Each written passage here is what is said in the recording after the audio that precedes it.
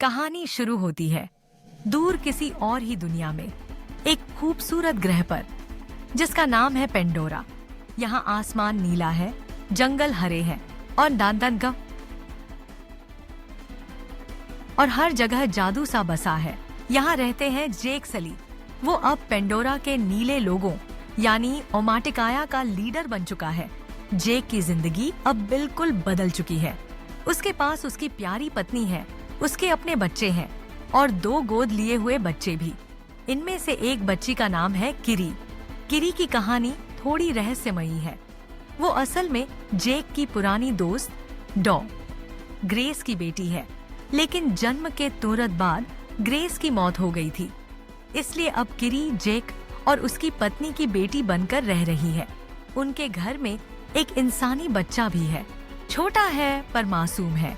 जब बाकी इंसान इस ग्रह से चले गए थे, ये बच्चा यहीं छूट गया था। अब जैक और उसकी पत्नी उसी को भी अपने बच्चों की तरह पाल रहे हैं। जैक अब वही कर रहा है जो उसकी पत्नी ने पहले उसके साथ किया था, उन्हें पेंडोरा के तरीके सिखाना, जंगल में जीना, उड़ना सीखना और सबसे बढ़कर दिल से सुनना सीखना। जैक और उसकी पत्नी आसमान देख रहे होते हैं। अचानक एक तेज सत्ता चमकता सितारा नजर आता है।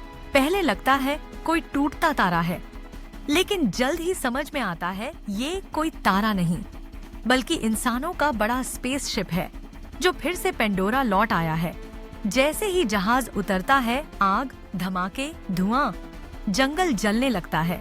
भारी भरकम मशीनें निकलती हैं जो पेड़ों को तोड़ती हैं, रास्तों को कुचल देती हैं। जेक और उसकी पत्नी ये सब देखते हैं और दिल टूट जाता है। वो जानते हैं उनकी ताकत मशीनों और हथियारों के सामने कुछ भी नहीं। एक नया ट्विस्ट आता है। वहाँ कई अवतार तैयार किए गए हैं जो असल में इंसानों के दुश्मन से लड़ सके। इन्हीं में से एक है कर्नल क्वारिज का अवतार।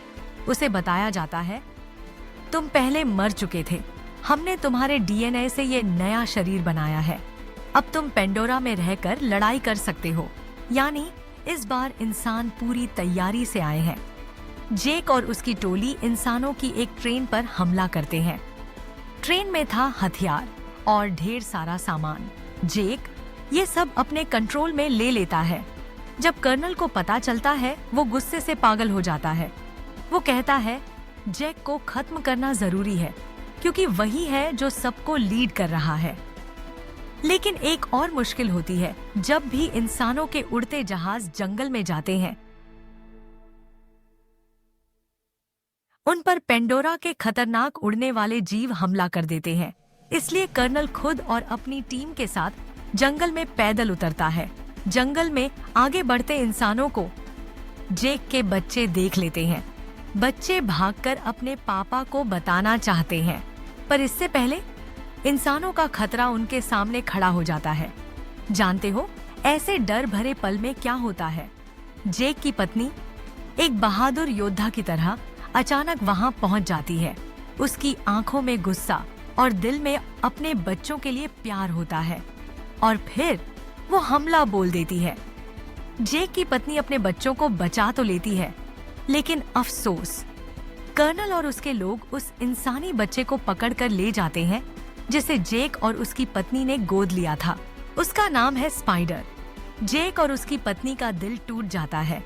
डर, गुस्सा और सबसे बड़ी बेचैनी, हमारे बेटे को उन्होंने छीन लिया है। जेक अपनी पत्नी से धीरे से कहता है, अगर हम यहाँ रहे तो सिर्फ हमारा परिवार ही नहीं, पूरा कबीला खतरे में पड़ जाएगा। हमें यहाँ से जाना होगा। पत्नी की आंखों में आंसू तो हैं, लेकिन वो उसके फैसले को समझ जाती है। और फिर पूरा परिवार उड़ने वाले सुंदर जीवों पर बैठकर अपनी धरती, अपना घर छोड़ देता है। दूसरी तरफ स्पाइडर इंसानों के पास है। उसे बांध रखा गया है, तंग किया जा रहा है। इंसान चाहते हैं कि वह जेक और उसके कबीले का ठिकाना बताए, लेकिन स्पाइडर चुप, एक शब्द नहीं बोलता। तभी वहां आता है कर्नल। वो कहता है, ये तो इंसान है, इसे टॉर्चर नहीं करना चाहिए, और फिर धीरे से राज खोल देता है। स्पाइडर, मैं ही तुम्हारा असली पिता हूँ। पिछली बार जब आया था तो तुम्हें यहीं छोड़ गया था। वो मेरी गलती थी। अब मैं तुम्हें अपने साथ ले जाऊंगा। ये सुनकर स्पाइडर का दिल पिघलता है। धीरे धीरे वो कर्नल की बात मानने लगता है। इधर जैक अपने पूरे परिवार को लेकर पहुंचता है पेंडोरा के समुद्री कबीले के पास। ये लोग जरा अलग होते हैं, उनकी त्वचा हल्की नीली हरी और उनका घर है गहरे पानी के बीच। वहाँ का लीडर पहले साफ कह देता है, तुम जंगल के लोग हो, हमारा जीवन अलग है, तुम यहाँ नहीं रह सकते। लेकिन जैक विनती करता है, मेरा परिवार खतरे में है, हमें बस पनाह चाहिए, कुछ समय तक हमें यहाँ रहने दो। लीडर उसकी हालत देखकर मान जाता है, पर सच कहें तो वहाँ के लोग उन्हें पसंद नहीं करते और ऊपर से जैक का परिवार पानी में ढल नहीं पाता। अगली सुबह जैक की बेटी किरी वहाँ के बच्चों के हाथों परेशान हो रही होती है। ये देखकर उसके दोनों भाई दौड़ कर आते हैं और उन बच्चों से लड़ पड़ते हैं।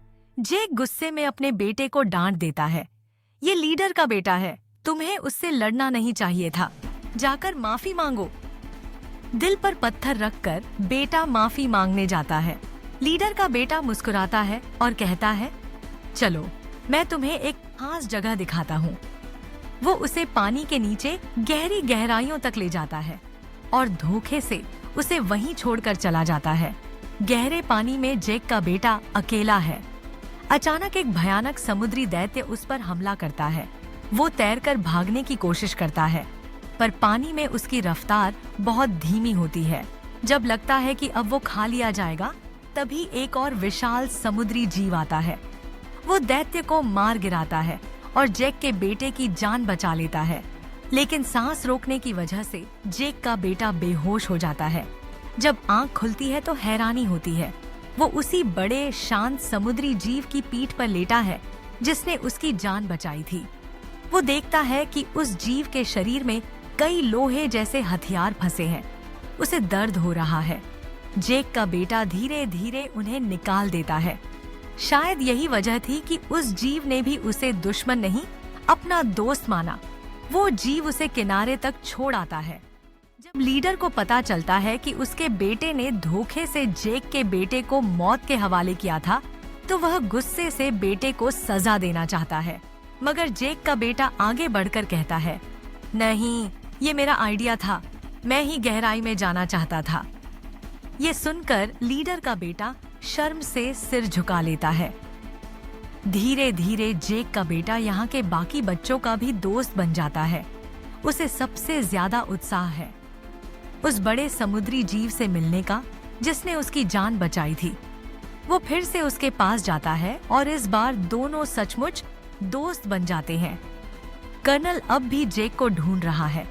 उसकी एक ही जिद है, किसी भी हालत में जैक को खत्म करना है।